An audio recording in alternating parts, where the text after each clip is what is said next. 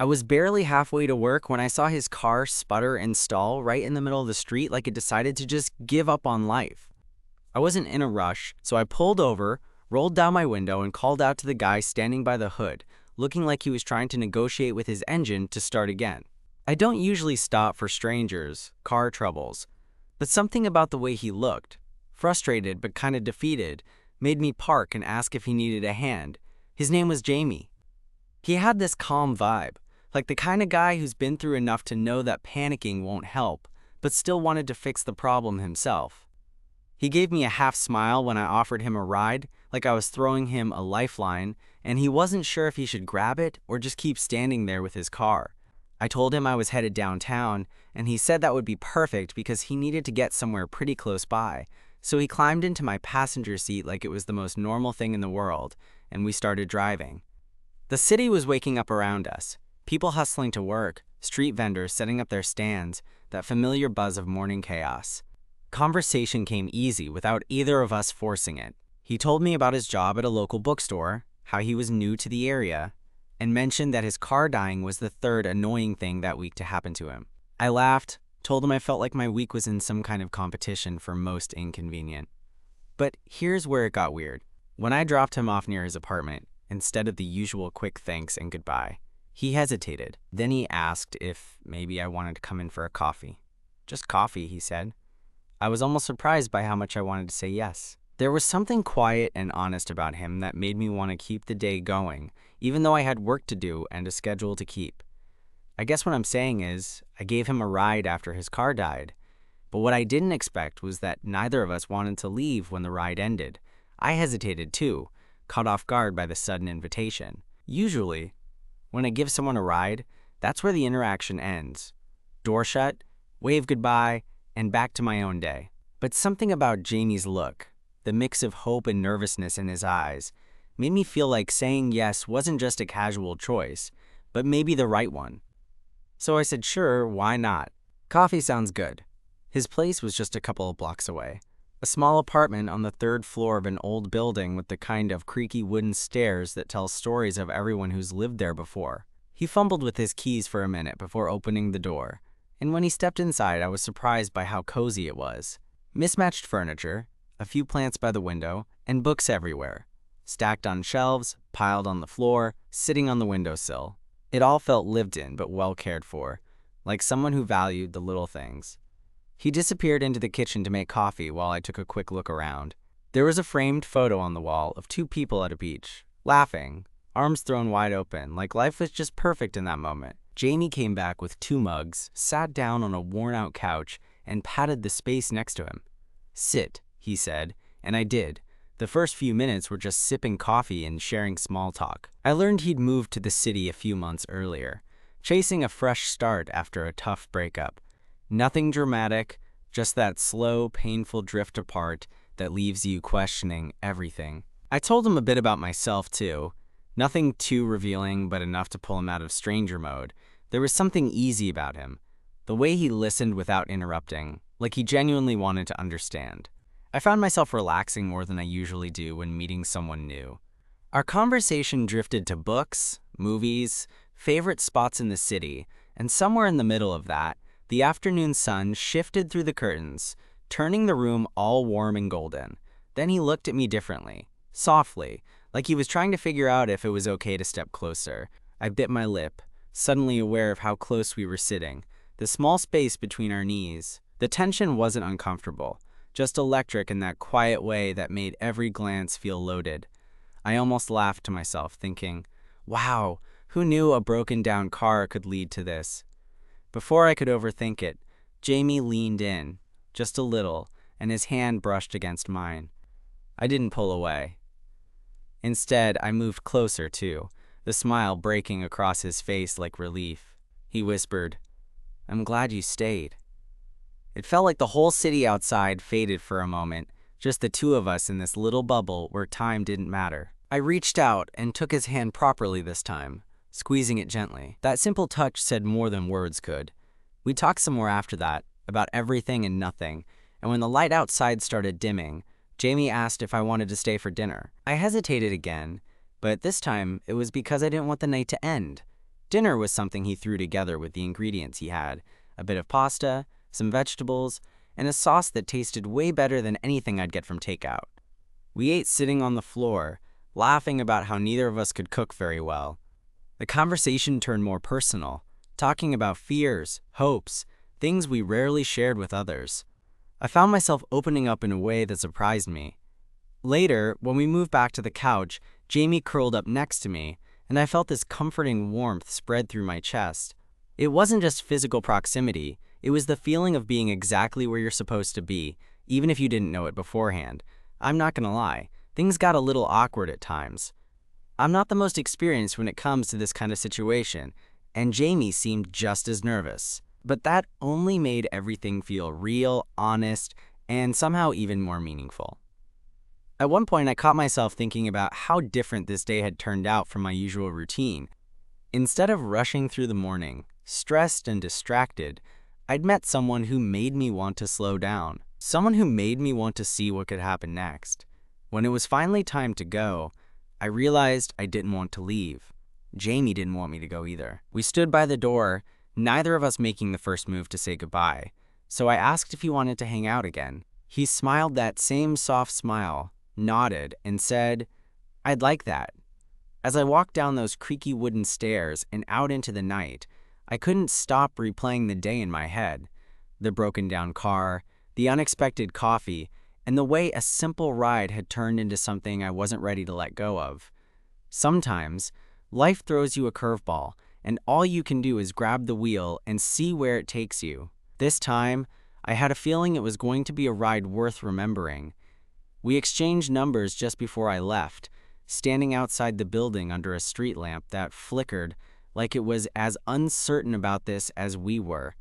I felt like I was stepping off a ledge, that mix of excitement and nervousness buzzing in my chest like static electricity. I kept replaying his smile, the way his eyes crinkled at the corners when he laughed, and the warmth that had spread through me when our hands had touched. The next few days, my phone buzzed like crazy, not with work notifications or group chats, but with texts from Jamie. Nothing over the top, just little things.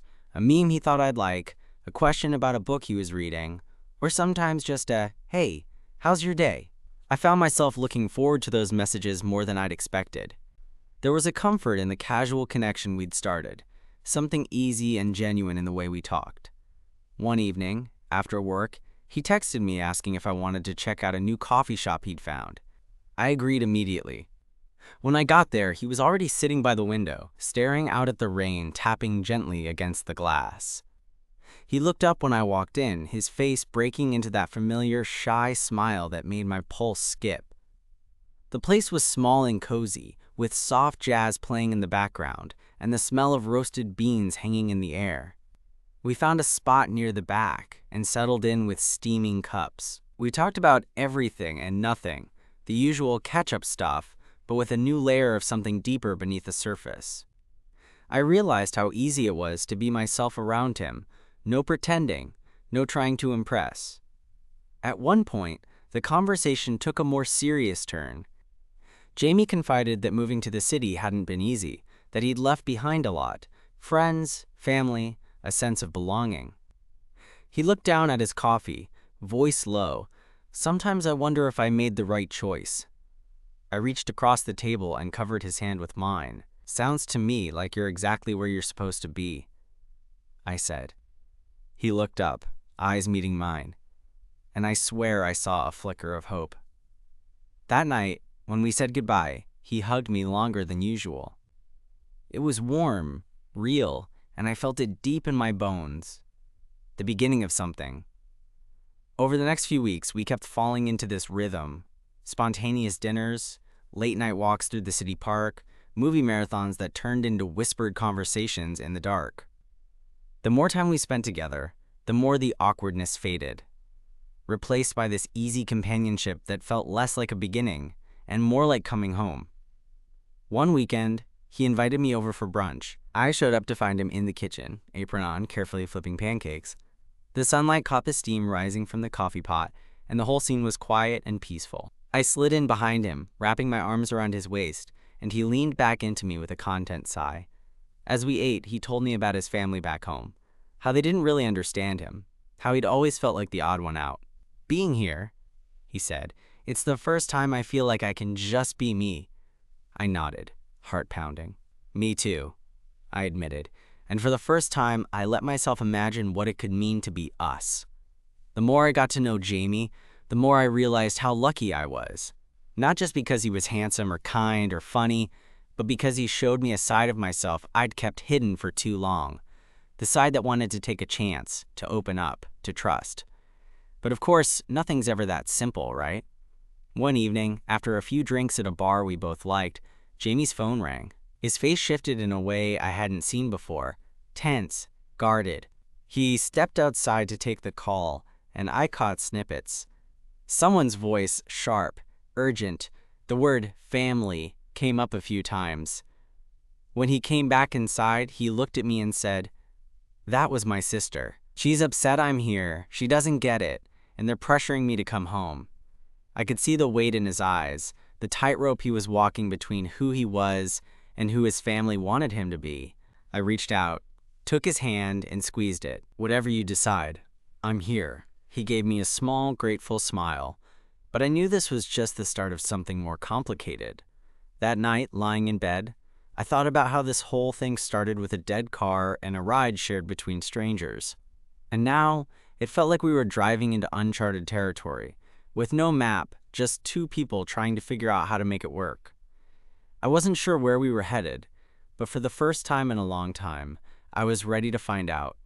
The days after that phone call felt heavy, like the air around us was charged, waiting for a storm to break. Jamie tried to act normal, texting me at odd hours, meeting up for coffee, laughing like nothing was wrong, but I could see behind his eyes that he was carrying something bigger than himself. I wanted to ask, to pry, but I also knew some things you have to let people come to on their own. One rainy Thursday night, we ended up at his place after work.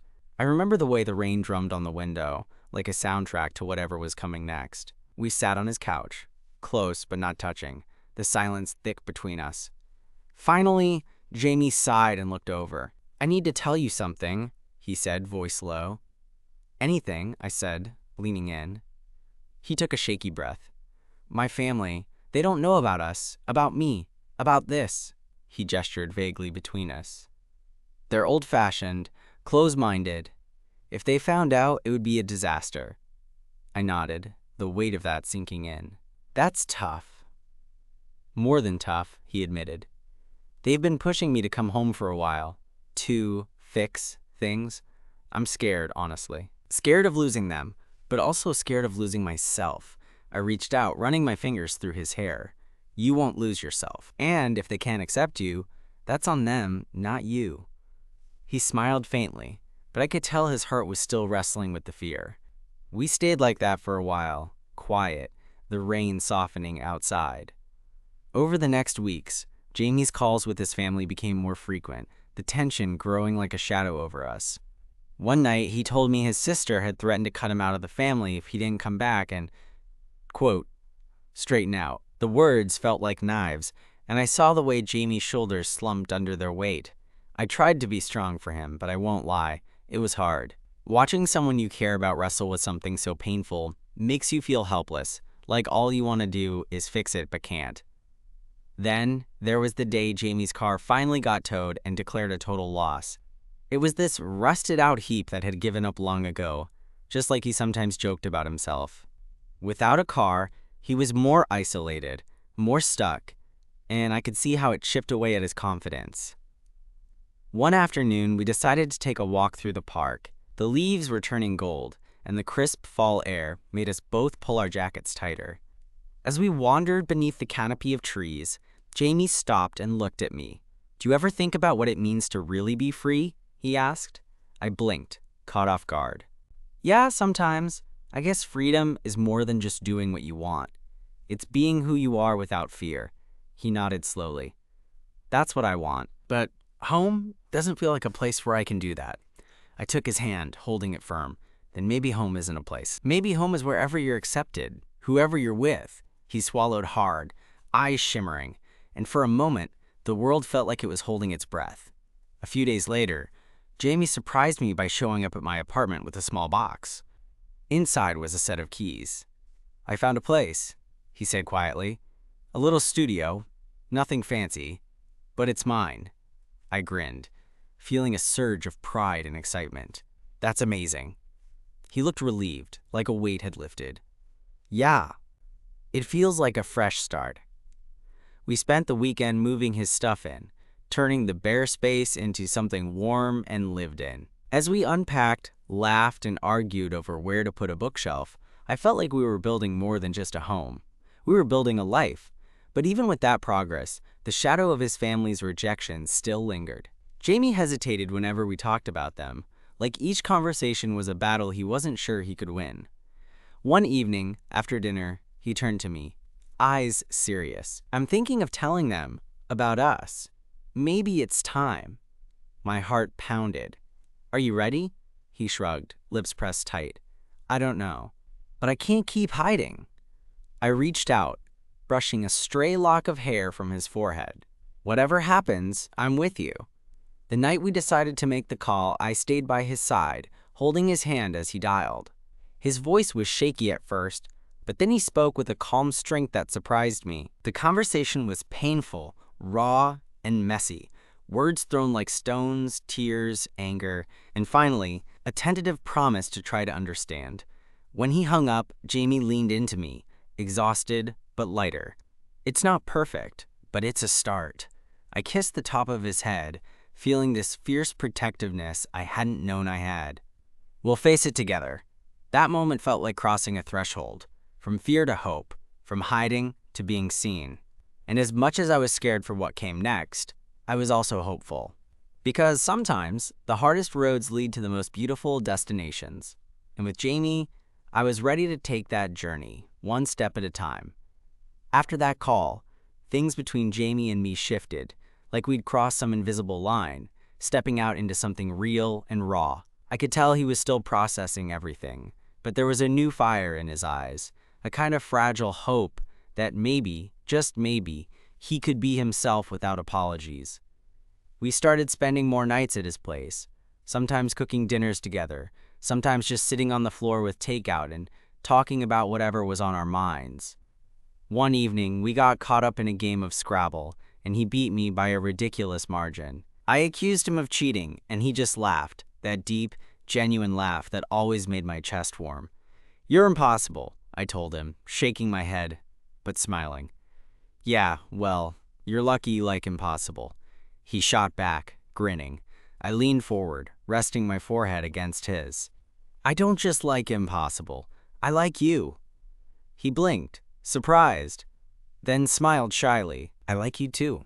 Those little moments, the jokes, the quiet touches, the way our hands found each other without thinking, started knitting us together. But even as things felt good between us, the outside world wasn't exactly rolling out a welcome mat. A few days after the call, Jamie had to face his family in person.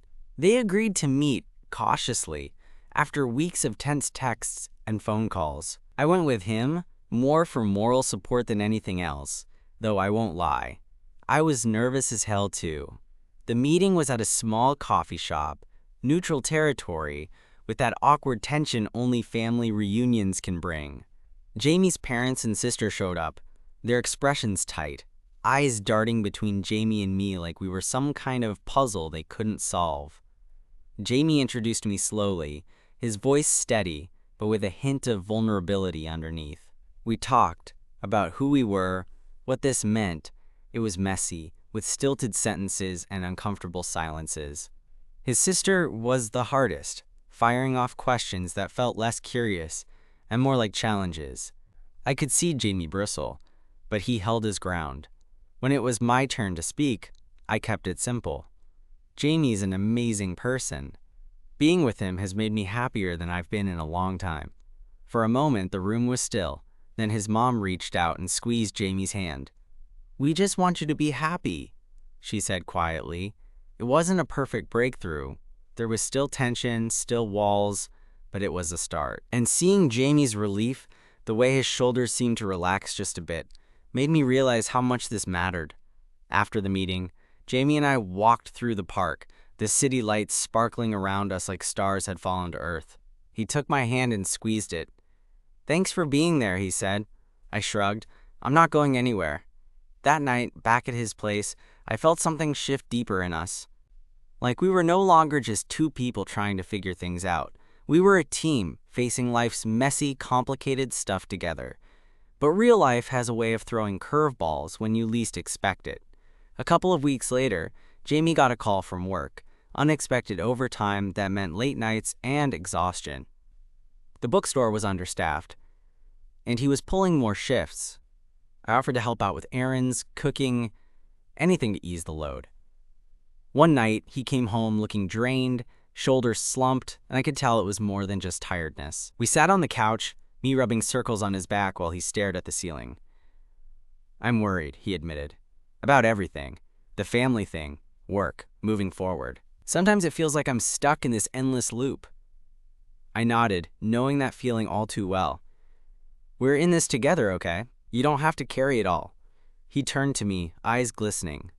"I don't want to mess this up." "You won't," I promised, brushing a stray hair from his face. "We're figuring it out as we go." Those words, simple, maybe even cliché, felt like a lifeline hanging between us. The following weekend, to blow off steam, we went for a hike just outside the city. The crisp air, the sound of leaves crunching underfoot, and the endless sky above made everything else fade away. At the summit, out of breath but exhilarated, Jamie pulled me close. "Thanks for sticking around," he said, voice soft. I smiled, resting my forehead against his. "Always." That day, sitting on the edge of the world with him, I realized love wasn't about grand gestures or perfect moments. It was about showing up, day after day, in the messy, uncertain in-between. It was about choosing someone, even when it's hard, even when you don't have all the answers. And with Jamie, I wanted to choose that, every single time. After that hike, things started settling into a rhythm that felt both new and familiar. Jamie and I carved out time between work, weekends, and all the chaos life threw at us to just be together. There was a kind of calm in that, like we were building something solid beneath all the uncertainty. One lazy Sunday afternoon, we found ourselves sprawled out on his couch, a mess of blankets and half-empty coffee mugs around us. The city outside was muffled by a steady rain, and inside it was just quiet, comfortable, the kind of silence that doesn't need filling. Jamie shifted closer, resting his head on my shoulder, and I thought about how natural it felt, the way his warmth seeped into me, how his breathing evened out next to mine. I looked down at him, soft eyes closed, and I felt this swell in my chest like I was holding something precious.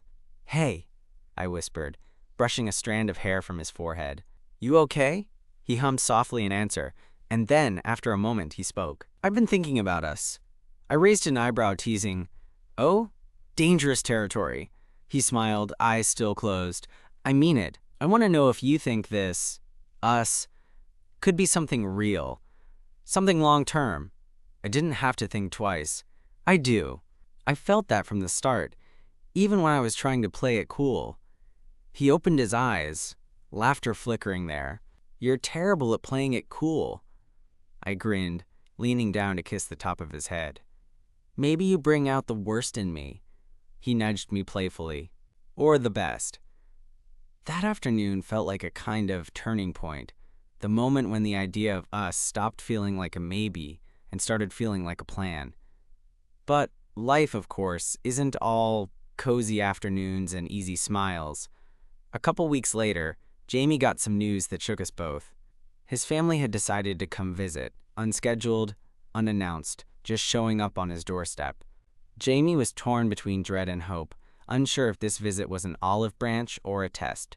I remember sitting with him that night, the city lights painting patterns on his walls as he paced the room, hands running through his hair. "I don't know if I'm ready for this," he confessed. "What if they still can't accept me? What if this tears everything apart?" I pulled him down to sit beside me, taking his hands in mine. "Whatever happens, you're not alone. We'll face it together." The day they arrived was tense. Jamie's parents and sister stepped inside his apartment, eyes scanning the space, and then landing on me. The silence stretched long before his mom finally smiled.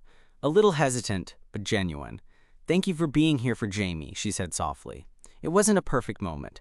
There were awkward pauses, careful words, and plenty of old wounds barely covered. But there was progress. We shared meals, stories, and even laughter. Jamie's sister softened more than once, revealing glimpses of the sister he remembered before everything got complicated.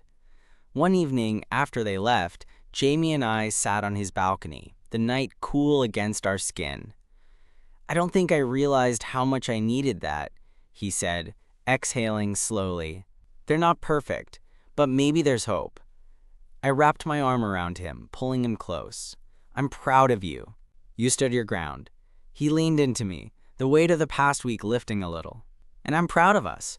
That night, as we lay tangled in the quiet, I felt like we were finally moving forward, towards something real, something lasting. But just when I thought we'd hit steady ground, life threw another curveball. One morning, I got a call from Jamie's boss. The bookstore was downsizing, and Jamie's position was on the chopping block. Hearing the worry in Jamie's voice that evening was heartbreaking. It wasn't just about the job. It was about stability, identity, and all the plans we were quietly building. We spent hours talking, brainstorming, trying to figure out the next step. I saw the frustration and fear in his eyes, but I also saw determination.